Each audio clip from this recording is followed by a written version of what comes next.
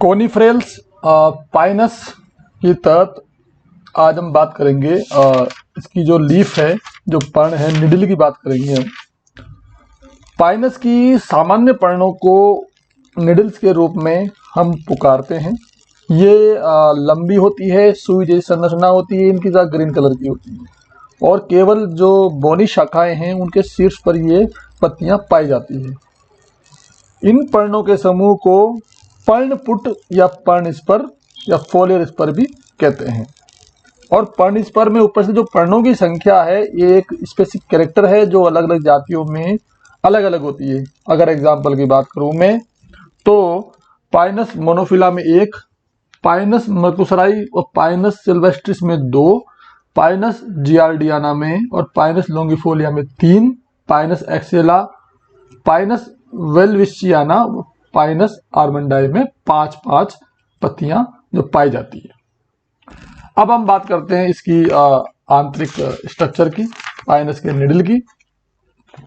Diagram आप देखिए, diagram में देखो, आप देख सकते हो यहाँ पे आपके सामने इसका अनुप्रस्थ काट यहाँ पर दिखाया गया है निडल का।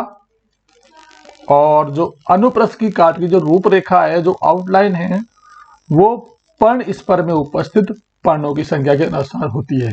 जैसे मैं एग्जांपल दूं, यहाँ पे पाइनस मोनोफिला में पर्णों की संख्या होती है 1 और इसका अगर रूपरेखा देखें अनुप्रस्थ काट में तो ये आएगी वृत्ताकार यानी सर्कुलर पोजीशन में आएगी। पाइनस सिल्वेस्ट्रिस में पर्णों की संख्या 2 और ये होती है अर्धचंद्राकार कंडीशन। पाइनस जियार्डियाना में 3 और ये त्रिकोणीय कंडीशन में होती है। पाइनस एक्सेल्सा में 5 और ये त्रिकोणीय कंडीशन में इसका अनुप्रस्थ काट की आउटलाइन दिखाई देती है। हम यहाँ पे पाइनस के जो त्रिपर्णी पर्णपुट हैं या ट्राइफोलियर स्पर है उनकी जातियों के बारे में बात करेंगे, जिनमें पाइनस जियार्डियाना, पाइनस लॉन्गिफोलिया शामिल है। और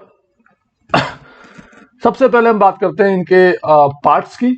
पाइनस की जो निडल है उसको अगर एलएस काटे तो इस तरह से दिखाई देता है और इसमें निम्न भाग होते हैं, जैसे बाएं त्वचा है, अर्धचर्म है, मीजोफिल है, डर्मिस है, पेरिसाइकल है, वेस्पिकल बंडल है और इसके जीरोपिटिक कैरेक्टर्स है। इनके बारे में हम बारी बारी से बात करेंगे इस वीडियो के माध्यम से।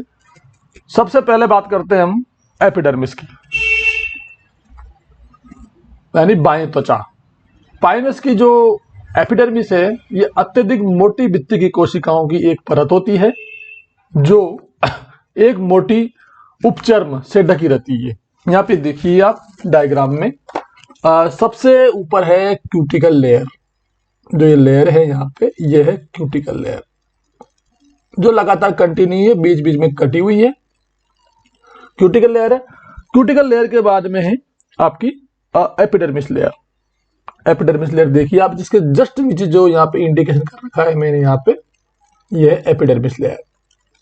एपिडर्मिस लेयर बाह्य त्वचा, यानी इसके ऊपर एक मोटी उपचर्म से क्यूटिकल जो पाई जाती है और जगह जगह पर ये कटी हुई होती है। कि इसका कारण, कटना कारण ये है कि यहाँ पे जो रंध्र हैं वो पाए जाते हैं। रंध्र हैप्लोकाइलिक प्रकार के होते हैं जिनमें 2 रक्षक कोशिकाएं और 6 से 8 सहायक कोशिकाएं यहाँ पर पाई जाती हैं। और जो रंध्र हैं वो जो सब स्टोमेटल कैविटीज है, जो चैम्बर्स हैं, उनमें रंध्र खुलते हैं। यहाँ पे कैविटीज आपको स्पष्ट दिखाई दे रही है। यहाँ पे देखिए सब जगह यहाँ पे जो कैविटीज है उनमें ये रंध्र खुलते हैं, स्टोमेटल यहाँ पे कैविटी पाई जाती है। अब हम बात करें हाइपोडर्मिस की, यानी ये जस्ट इसके नीचे होती है। अधश्चर्म इसको हिंदी में हम कह सकते हैं। एक से अधिक स्तरीय तथा दृढ़ोत्तक कोशिकाओं की बनी होती है और पर्णकोणों पर यह अधिक डेवलप होती है। अधोरंध्रीय गुहाओं की उपस्थिति के कारण ये डिसकंटिन्यूस प्रकार में होती है। यानी ये भी कंडीशन देखिए आप, यहाँ पे जो ये स्टोमेटल कैविटीज है ये दोनों लेयर को काट रहे हैं यहाँ पे, और ये भी कंटिन्यूस नहीं होती है। यहाँ पे यह है हमारी हाइपोडर्मिस। अब हम बात करते हैं मीजोफिल की, यानी पर्ण मध्योतक की। यह अधश्चर्म तथा अंतस त्वचा के मध्य वाला क्षेत्र होता है जो पेरेन्काइमेटस कोशिकाओं का बना होता है। इन कोशिकाओं की भीतरी कोशिक भित्तियों के इनफोल्डिंग्स से अनगिनत टैग लाइक लंबे लंबे इनफोल्डिंग्स बनते हैं। इनकी उपस्थिति पाइनस की पर्ण की एक लाक्षणिक विशेषता है जो प्रकाश संश्लेषी क्षेत्र को बढ़ाती है। यह देखिए आप, जो ये मेसोफिल क्षेत्र यहाँ पे दिखाई दे रहा है आपको। और इन कोशिकाओं में हरित लवक पाया जाता है। पर्ण मध्योतक में अर्धचर्म के नीचे कहीं कहीं पर रेजिनाल भी पाई जाती है। रेजिनाल आप देखो यहाँ देख सकते हैं, ये रेजिनाल सब जगह यहाँ पे रेजिनाल जो है वो पाई जाती है। ये रेजिनाल आप यहाँ पे स्पष्ट देख सकते हैं, रेजिन कैनाल। अब हम बात करते हैं एंडोडर्मिस की, यानी ये बड़ी अंडाकार कोशिकाओं की एक परिधीय मोटा स्तर है जो इसका जो सिलेंडर है, वेस्कुलर सिलेंडर यानी संवहन तंत्र, उसको पूरा घेरे हुए रहती है। यहाँ पे देखिए जाइलम फ्लोएम यहाँ पे आपको स्पष्ट दिख रहे हैं, और इस बंडलों के जो घेरे हुए परत है यहाँ पे जो दिख रही है बीच में, यहाँ पे ये है एंडोडर्मिस, ये लेयर है पूरी। और इसकी जो वॉल्स हैं, जो भित्तियां हैं, उन पे कैस्पेरियन स्ट्रिप्स पाई जाती है, यानी कैस्पेरियन की जो पट्टियां हैं यहाँ पर पाई जाती हैं। अगली जो लेयर की हम बात करें वो है पेरिसाइकल यानी परिरंभ। संवहन पुल को घेरे हुए जो उत्तक अंतस त्वचा के भीतर की ओर होता है वो परिरंभ कहलाता है। ये 3 प्रकार की कोशिकाओं की बनी होती है। इसमें है टिपिकल पेरेन्काइमा सेल्स। परिरंभ का अधिकांश भाग स्टार्च युक्त पेरेन्काइमेटस कोशिकाओं का बना होता है, और इसमें 2 प्रकार की कोशिकाएं पाई जाती है। वाइनिकीय कोशिकाएं, ट्रैकेडियल सेल्स, यानी ये संवहन पुल के जाइलम के पास स्थित होती हैं तथा अरीय रूप से लंबी होती है। इनमें परिवेशित गर्त पाए जाते हैं। ये कोशिकाएं जो संतरण उत्तक के ट्रांसमिशन टिश्यू से यहाँ पे बता रखा है मैंने, उसका निर्माण करती है, उत्तक का निर्माण करती है। दूसरी है एल्यूबिमिनी कोशिकाएं। ये संवहन पुल के फ्लोएम के पास उपस्थित पेरेन्काइमेटस सेल्स हैं। इनमें विशेषता ये है कि इनमें प्रोटीन व स्टार्च अधिक मात्रा में होता है।